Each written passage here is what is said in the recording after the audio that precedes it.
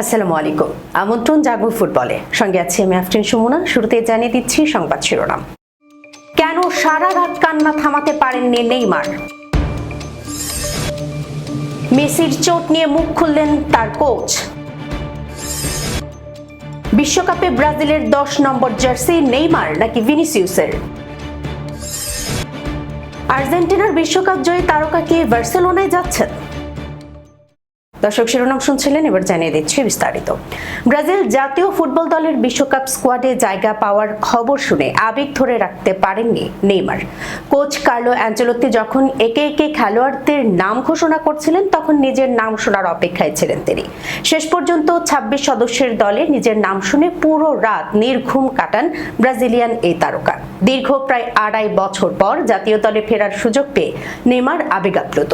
Sao পাওলোতে এক প্রচারণামূলক অনুষ্ঠানে তিনি জানান, স্কোয়াডে ফেরার বিষয়টি মেনে নিতে এবং উপলব্ধি করতে তার অনেক সময় লেগেছে।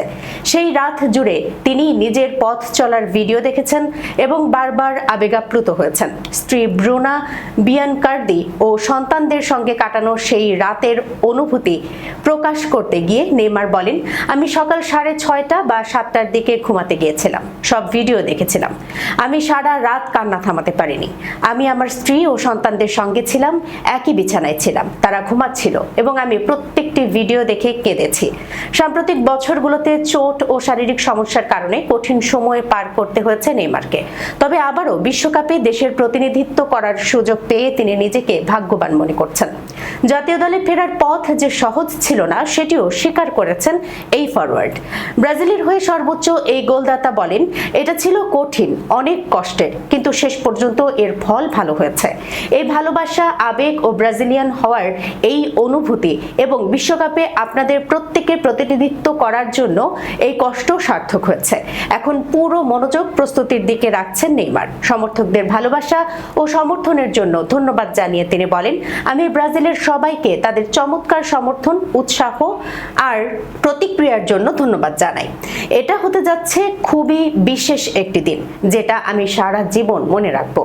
আগামী 27 মে বিশ্বকাপ উপলক্ষে ব্রাজিল জাতীয় ফুটবল দলের প্রস্তুতি ক্যাম্প শুরু হওয়ার কথা রয়েছে। এরপর 31 মে পানামার বিপক্ষে একটি প্রীতি ম্যাচ খেলবে দলটি। বিশ্বকাপের আগে আরও একটি প্রস্তুতি ম্যাচে 6 জন মিশরের মুখোমুখি হবে ব্রাজিল, আর 13 জুন মরক্কোর বিপক্ষে ম্যাচ দিয়ে শুরু হবে তাদের বিশ্বকাপ অভিযান। বিশ্বকাপকে সামনে রেখে লিওনেল মেসির চোট নিয়ে যে উদ্বেগ তৈরি হয়েছিল, তা অনেকটাই কমিয়েছে ইন্টার মায়ামি। ফিলাডেলফিয়া ইউনিয়নের বিপক্ষে ম্যাচে মাঠ ছাড়লেও আর্জেন্টাইন তারকার চোট গুরুতর নয় বলে জানিয়েছেন দলের কোচ গিয়েরমো হোস। মেজর লিগ সকারের ম্যাচে ফিলাডেলফিয়ার বিপক্ষে 6-4 গোলের নাটকীয় জয়ে দ্বিতীয়ার্ধে বদলি হয়ে মাঠ ছাড়েন লিওনেল মেসি। মাঠ ছাড়ার সময় তাকে পায়ের পেছনের অংশে হাত দিতে দেখা যায়, যা সমর্থকদের মধ্যে উদ্বেগ তৈরি করে। বিশ্বকাপের আগে তার শারীরিক অবস্থা নিয়ে তখন নানা শঙ্কা ছড়িয়ে পড়ে।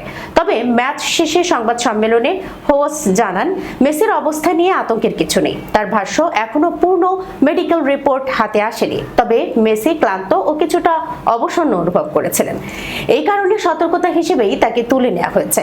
আর্জেন্টাইন সাংবাদিক গাস্তন এদুলো একই তথ্য দিয়েছেন। তার মতে, মেসির পেশিতে ক্লান্তি ছিল, তবে বড় ধরনের কোনো ইনজুরির লক্ষণ পাওয়া যায়নি। ফিলাডেলফিয়ার বিপক্ষে ম্যাচে 2টি অ্যাসিস্ট করেন মেসি, আর তার দীর্ঘদিনের সতীর্থ লুইস সুয়ারেজ হ্যাটট্রিক করে দলের জয়ে বড় ভূমিকা রাখেন। বিশ্বকাপ শুরুর আগেই ব্রাজিলের ঐতিহ্যবাহী 10 নম্বর জার্সিটি হঠাৎ করে বিশ্ব ফুটবলের অন্যতম বড় এক বিতর্কের কেন্দ্রবিন্দুতে পরিণত হয়েছে। এতদিন এই আইকনিক জার্সিতে নেইমারের যে একক আধিপত্য ছিল, জাতীয় দলে ভিনিসিয়াস জুনিয়রের অতিমানবীয় উত্থানের কারণে এখন তা বড়সড় চ্যালেঞ্জের মুখে পড়েছে। আলোচনাটা মূলত ডালপালা মেলে ব্রাজিলের এক প্রতিবেদনের পর, যেখানে দাবি করা হয়েছিল নেইমারকে সরিয়ে এবার বিখ্যাত 10 নম্বর জার্সিটি দেয়া হতে পারে ভিনিসিয়াসকে, আর নেইমার পরবেন 13 নম্বর জার্সি। যদিও পরবর্তীতে এই খবরটি ভিত্তিহীন বলে উড়িয়ে দেওয়া হয়েছে, তবে ব্রাজিলের ফুটবল ভক্তদের 2 ভাগে বিভক্ত করার জন্য এই গুঞ্জনটুকুই যথেষ্ট ছিল। সমর্থকদের অনেকের কাছেই এটি এখন আর কেবল জার্সির নম্বরের লড়াই নয়, এটি আসলে নেতৃত্ব, উত্তরাধিকার এবং সেলাসাউদের আগামী ফুটবল প্রজন্মের নতুন অধিনায়কের পরিচিতি নির্ধারণের লড়াই। বিশ্ব ফুটবলে ব্রাজিলের 10 নম্বর জার্সিটি এক বিশাল আবেগের নাম। ফুটবলের রাজা পেলে এই জার্সিটিকে বিশ্বজুড়ে এক রূপকথার প্রতীকে পরিণত করেছিল। পরবর্তীতে জিকো, রিভালদো, রোনালদিনহো এবং কাকার মতো মহাতারকারা এই জার্সির গৌরবের ইতিহাসে নিজেদের নাম সোনালী অক্ষরে লিখে গেছেন। এক দশকেরও বেশি সময় আগে এই ঐতিহ্যবাহী ব্যাটনটি নিজের হাতে তুলে নিয়েছিলেন নেইমার। 2013 সালের 21 জুন থেকে প্রায় অবিরতভাবে এই ঐতিহ্যবাহী 10 নম্বর জার্সিটি পরে খেলেছেন সান্তোসের ফরওয়ার্ড। জার্সিটির সঙ্গে নেইমারের এই আত্মিক সম্পর্ক কেবল ব্র্যান্ডিং বা আকাশচুম্বী জনপ্রিয়তার মধ্যেই সীমাবদ্ধ নয়। এক যুগেরও বেশি সময় ধরে চাপ, পাহাড় সম প্রত্যাশা আর কিংবদন্তিদের সঙ্গে প্রতিনিয়ত তুলনার বৃত্তে বন্দী থাকা এক প্রজন্মের কাছে নেইমারই ছিলেন ব্রাজিলিয়ান ফুটবলের আসল পোস্টার বয়। সাম্প্রতিক বছরগুলোতে একের পর এক চোট আর সমালোচনা পিছু ছাড়েনি নেইমারের। তবুও জাতীয় দলের ভেতর সাবেক বার্সেলোনা ও পিএসজি ফরওয়ার্ডের প্রভাব এখনো আগের মতোই শক্তিশালী। ড্রেসিং রুমে কার্লো অ্যানচেলোত্তির অধীনে প্রবীণ তারকাদের এই অভিজ্ঞতা ও প্রভাব বেশ গুরুত্ব বহন করে। সতীর্থদের মাঝে নেইমারের প্রতি সমীহও এখনো বিন্দুমাত্র কমেনি। কিছুদিন আগেই রাফিনিয়া ব্রাজিল দলে নেইমারের গুরুত্বের কথা আলাদাভাবে উল্লেখ করেছিলেন, যা প্রমাণ করে দলের ভেতর মানসিকভাবে নেইমারের কর্তৃত্ব এখনো কতটা অটুট। সেই হিসেবে যদি স্কোয়াডের ভেতরের জ্যেষ্ঠতা মেনে সিদ্ধান্ত নেওয়া হয়, তবে 10 নম্বর জার্সিটি সম্ভবত নেইমারের গায়েই থাকছে, আর ভিনিসিয়াস জুনিয়র ফিরে যাবেন তার চেনা সেই 7 নম্বর জার্সিতে, যা পরে রিয়াল মাদ্রিদের হয়ে তিনি নিয়মিত মাঠ মাতাচ্ছেন। বিতর্কটা কিন্তু এখানেই দমে যাচ্ছে না, কারণ নেইমার যদি হন ব্রাজিলের সোনালী অতীত ও বর্তমান, তবে ভিনিসিয়াস জুনিয়র হলেন দলটির নিশ্চিত ভবিষ্যৎ। রিয়াল মাদ্রিদের এই উইঙ্গার নিজেকে বর্তমান ফুটবল বিশ্বে অন্যতম বিধ্বংসী তারকায় রূপান্তর করেছেন। গ্রীষ্মকালীন দল বদলের বাজার সামনে রেখে নতুন করে আলোচনায় উঠে এসেছে হুলিয়ান আলভারেজের ভবিষ্যৎ। অ্যাটলেটিকো মাদ্রিদের এই আর্জেন্টাইন ফরওয়ার্ডকে দলে ফেরাতে আগ্রহ দেখাচ্ছে বার্সেলোনা। স্প্যানিশ সংবাদ মাধ্যম মার্কার দাবি, আলভারেজ যদি অ্যাটলেটিকো ছাড়ার সিদ্ধান্ত নেন, তাহলে তার প্রথম পছন্দ হতে পারে বার্সেলোনা, যদিও এখনো কোনো আনুষ্ঠানিক আলোচনা চূড়ান্ত পর্যায়ে পৌঁছায়নি। সম্প্রতি অ্যাটলেটিকো মাদ্রিদ কোচ দিয়েগো সিমিওনেও আলভারেজের ভবিষ্যৎ নিয়ে রহস্য আরো বাড়িয়ে দিয়েছেন। ভিলারিয়ালের বিপক্ষে বড় হারের পর আলভারেজের ক্লাব ছাড়া নিয়ে সাংবাদিকদের প্রশ্নের জবাবে তিনি বলেন, এটা আমার জন্য প্রশ্ন নয়, এটা হুলিয়ানের জন্য প্রশ্ন। সে যথেষ্ট পরিণত, কি করবে সেটা সে জানে। এই মন্তব্যের পর থেকেই বার্সেলোনায় আলভারেজের সম্ভাব্য যোগদান নিয়ে জল্পনা আরো তীব্র হয়েছে।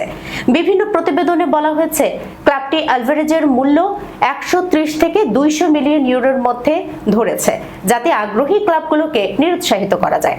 বর্তমানে 26 বছর বয়সী এই ফরওয়ার্ড ইউরোপের অন্যতম চাহিদা সম্পন্ন স্ট্রাইকারে পরিণত হয়েছেন। আর্জেন্টিনার হয়ে বিশ্বকাপ জয়ী আলভারেজ ইতিমধ্যেই নজর কেড়েছেন ম্যানচেস্টার সিটি ও অ্যাটলেটিকোর জার্সিতে। দর্শক, এই ছিল এখনকার মতো জাগো ফুটবলে। যাবার আগে শিরোনামগুলো জানাচ্ছি আরো একবার। কেন সারা রাত কান্না থামাতে পারেননি নেইমার? মেসির চোট নিয়ে মুখ খুললেন তার কোচ। বিশ্বকাপে ব্রাজিলের 10 নম্বর জার্সি নেইমার নাকি ভিনিসিয়াসের? আর্জেন্টিনার বিশ্বকাপ জয়ী তারকা কি বার্সেলোনায় যাচ্ছেন?